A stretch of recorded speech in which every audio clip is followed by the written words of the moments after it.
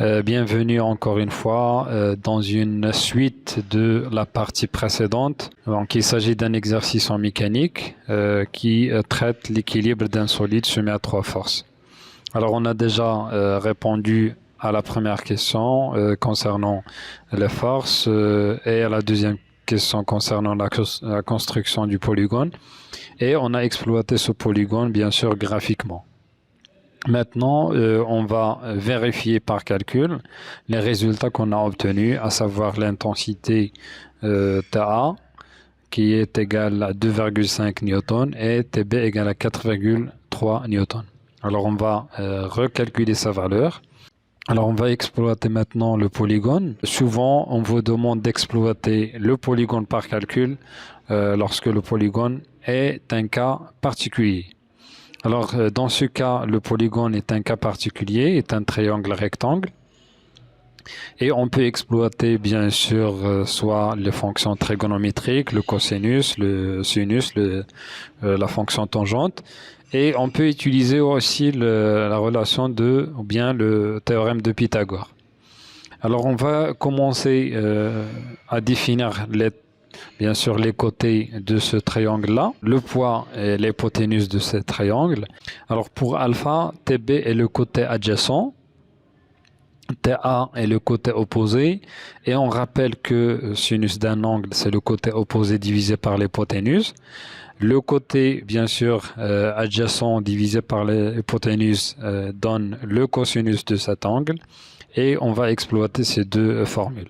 Alors, d'après le polygone, sinus alpha, c'est le côté opposé qui est TA, divisé par le poids qui est l'hypoténuse. Mais pour le cosinus, on va utiliser le côté adjacent qui est TB, divisé par le poids qui est toujours l'hypoténuse. Bien sûr, on peut déduire l'expression de TA égale P sinus alpha et l'expression de TB égale à P cosinus alpha. L'application numérique TA égale à 5, on a déjà calculé le poids dans la première partie, égale à 5 newtons, qu'on va multiplier par sinus de alpha, sinus 30. Pour TB, 5 fois cosinus 30, une application numérique donne 2,5 newtons pour TA et 4,3 pour TB. Alors vous voyez que ce sont les mêmes valeurs qu'on a obtenues, bien sûr en exploitant le polygone graphiquement. Alors on passe à la question 5. Donc il s'agit d'une méthode analytique, c'est une méthode intéressante à savoir. Alors pour répondre à cette question, on doit normalement choisir un repère. Alors le choix du repère est intéressant. Alors souvent on vous donne le repère dans les exercices, mais il faut savoir choisir le repère si on ne le dispose pas.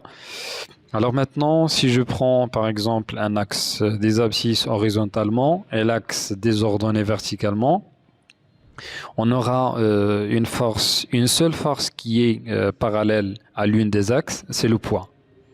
Les autres forces font des angles bien sûr différents par rapport aux deux axes, par rapport à l'axe OX et par rapport à l'axe OY.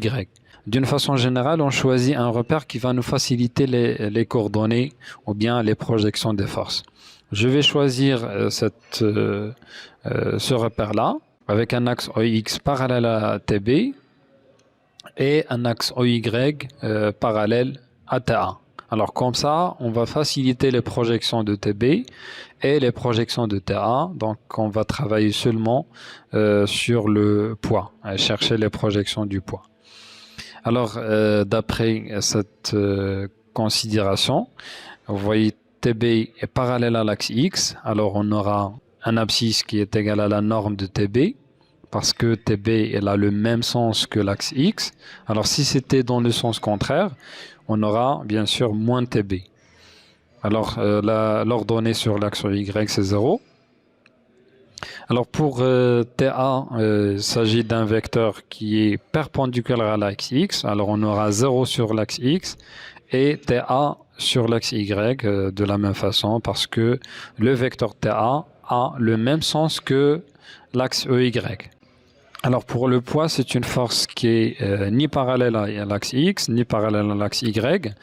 On doit normalement chercher les projections. On va décomposer le poids en deux composantes. On va choisir un point de l'espace de telle façon à avoir deux composantes très simples à projeter sur l'axe OX et sur l'axe EY. Alors, comment réaliser ce triangle-là? Ou bien comment chercher ces deux composantes? Bien sûr, c'est très simple. On va tracer un trait ou bien un axe parallèle à l'axe X et qui passe par exemple par l'origine du poids, de cette façon. Puis on trace un autre axe parallèle à l'axe Y mais qui passe par l'extrémité du poids. Ainsi, on obtient un triangle et on trace sur le triangle les deux composantes. La composante PX, c'est le segment qui est parallèle à l'axe X et on l'oriente bien sûr toujours de l'origine du poids vers l'extrémité du poids, bien sûr en passant par ce chemin-là. Voilà, ça c'est PX, ça c'est PY. Alors d'après cette considération, l'angle alpha il est à l'intérieur dans ce triangle.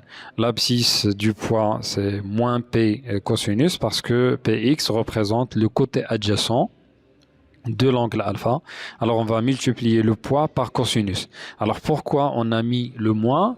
Parce que le sens de PX est inverse au sens de l'axe OX.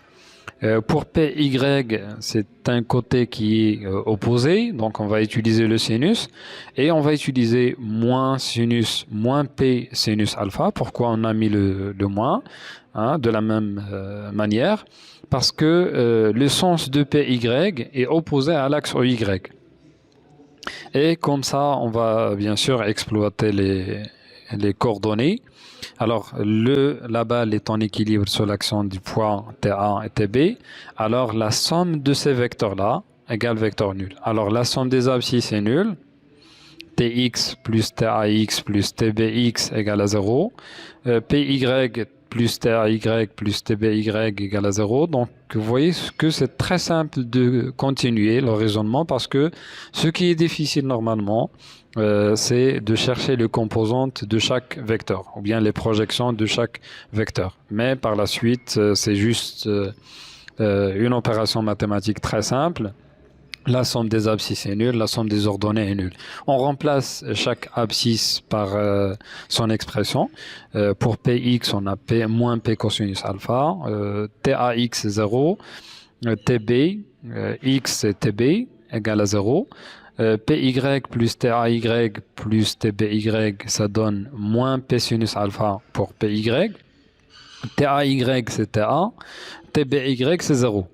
Alors, on peut déduire les expressions, bien sûr, de chaque intensité. On peut déduire l'intensité de TB par cette expression. TB égale P cosinus alpha. TA égale à P sinus alpha. Bien sûr, on passe à l'application numérique. TB égale à 5 cosinus 30. TA égale à 5 sinus 30. L'application numérique donne bien sûr les mêmes résultats qu'on a obtenus par les deux exploitations du polygone. L'exploitation graphique et l'exploitation par calcul. Alors on a déjà trouvé ces deux valeurs, TB égale à 4,3 newtons, TA égale à 2,5 newtons. Merci d'avoir suivi cette partie, on se verra prochainement Inch'Allah pour traiter la suite du programme.